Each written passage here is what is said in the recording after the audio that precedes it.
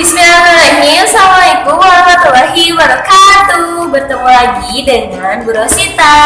Bagaimana kabarnya hari ini teman-teman? Alhamdulillah wa syukurillah, Allahu Akbar. Semoga kita semua selalu dalam keadaan sehat ya. Amin ya rabbal alamin. Tidak lupa juga kita doakan teman-teman kita, keluarga kita, saudara kita, semuanya yang sedang berjuang di luar sana, semoga selalu diberikan kesehatan dan keselamatan oleh Allah Subhanahu wa taala. Dan tentunya yang sedang sakit, semoga Allah juga memberikan kesembuhan. Amin ya rabbal alamin.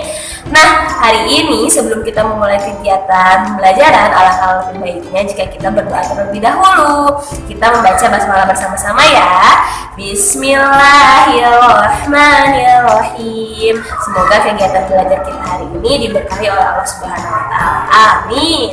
Nah, teman-teman, kegiatan kita belajar hari ini tujuannya agar teman-teman semuanya mengetahui nih apa saja sih sumber daya alam atau sumber energi alternatif yang bisa kita gunakan untuk membangkit listrik tentunya.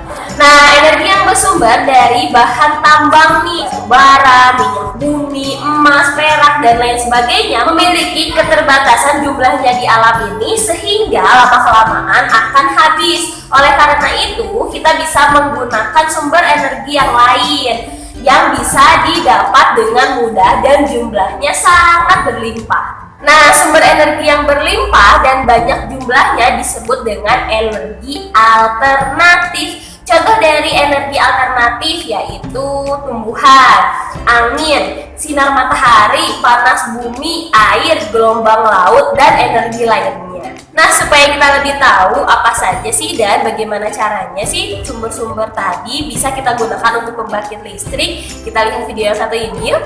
Nah, hari ini kita akan belajar bersama-sama mengenai energi alternatif. Kemarin kan kita sudah mengenal ya bahan bakar fosil seperti batu bara. Nah, seperti yang kita ketahui juga, apabila bahan bakar fosil digunakan terus-menerus tentulah akan habis karena proses pembentukannya membutuhkan waktu yang sangat lama, yakni jutaan tahun. Oleh karena itu dibutuhkan sumber energi lain yang dinamakan energi alternatif, yang merupakan sumber energi pengganti bahan bakar fosil yang digunakan untuk memenuhi kebutuhan sehari-hari. Nah, hari ini Ibu Ros akan sedikit membahas beberapa sumber energi alternatif yang dapat dijadikan energi pengganti. Yang pertama, ini adalah cahaya matahari. Nah, manfaat dari cahaya matahari yang kita ketahui itu kan biasanya untuk menjemur baju, kemudian juga untuk mengeringkan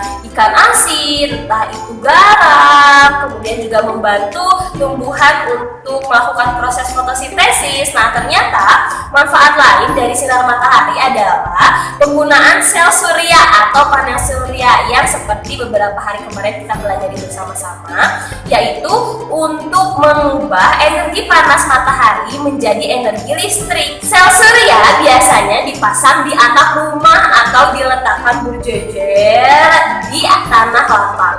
Energi listrik yang dihasilkan oleh sel surya cukup untuk memenuhi kebutuhan sehari-hari. Jadi bisa nih untuk menyalakan beberapa alat elektronik sehingga akan mengurangi penggunaan energi listrik dari PLN. Hal ini tentunya dapat mengurangi pengeluaran rumah tangga. Yang kedua yaitu angin. Nah, biasanya angin digunakan para nelayan untuk menggerakkan perahu mereka menuju lautan dan kembali pulang. Perahu-perahu nelayan ini menggunakan layar yang dapat ditiup oleh angin sehingga menghasilkan gerakan pada perahu nelayan. Nah, masyarakat Belanda juga menggunakan angin loh teman-teman sebagai salah satu sumber energi alternatif, yaitu untuk menggerakkan kincir angin yang digunakan mengolah hasil ladang dan untuk mengalirkan air. Nah, sekarang teknologi kincir angin ini dibuat lebih modern dengan bahan logam sehingga bisa mengubah energi angin menjadi energi listrik. Yang ketiga yaitu air. Nah, aliran air dapat digunakan untuk menggerakkan kincir air yang dihubungkan dengan generator sehingga bisa menggerakkan energi listrik. Prinsip ini telah digunakan oleh pembangkit listrik tenaga air atau kita singkat sebagai PLTA untuk menghasilkan energi listrik dalam jumlah besar sehingga bisa digunakan untuk masyarakat.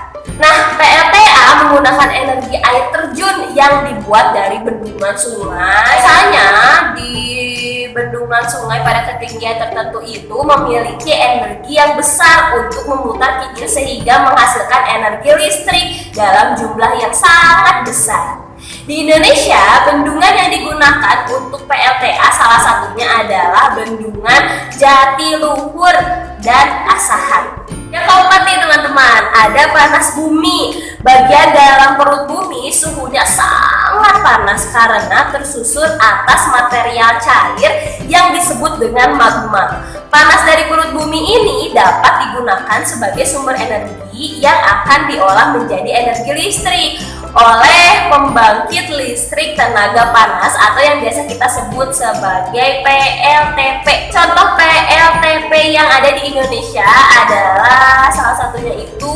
PLTP Bayongbong yang ada di Garut, Jawa Barat. Yang kelima, ada tidal. Nah, kita jarang ya mendengar kata tidal.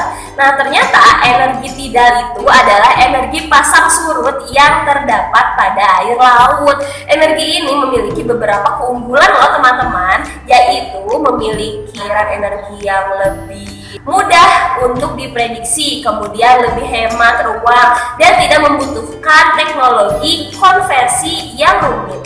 Nah, ketika pasang, air laut dengan jumlah yang banyak akan naik ke daratan. Di daratan dibuat bendungan atau waduk yang besar sehingga air laut akan tertampung di dalamnya. Di dalam bendungan dipasang baling-baling yang berputar sesuai dengan arah air yang akan menggerakkan turbin itu kemudian menghasilkan listrik. Nah, tetapi teman-teman, ada beberapa kelemahan nih dalam menggunakan sumber energi alternatif. Yang pertama adalah biasanya biaya instalasi atau pemasangan sumber daya alternatif ini terbilang mahal sebab belum dijual secara pasaran. Yang kedua adalah tergantung pada musim. Nah, biasanya kalau musim hujan tentu akan lebih besar energinya. Begitu juga sebaliknya jika musim kemarau akan sulit menggunakan energi dari air.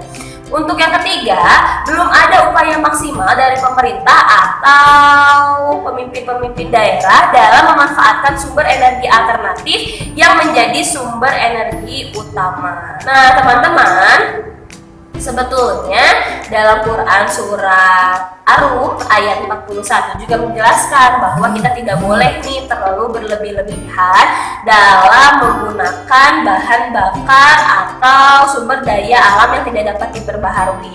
Sebab jika kita berlebihan bisa jadi kita akan merusak sumber daya alam tersebut dan tidak bisa digunakan. Seperti tadi dalam Quran surat Ar-Rum ayat 41 Allah berfirman, telah tampak kerusakan di darat dan di laut disebabkan karena perbuatan tangan manusia, supaya Allah merasakan kepada mereka sebahagian dari akibat perbuatan mereka, agar mereka kembali ke jalan yang benar.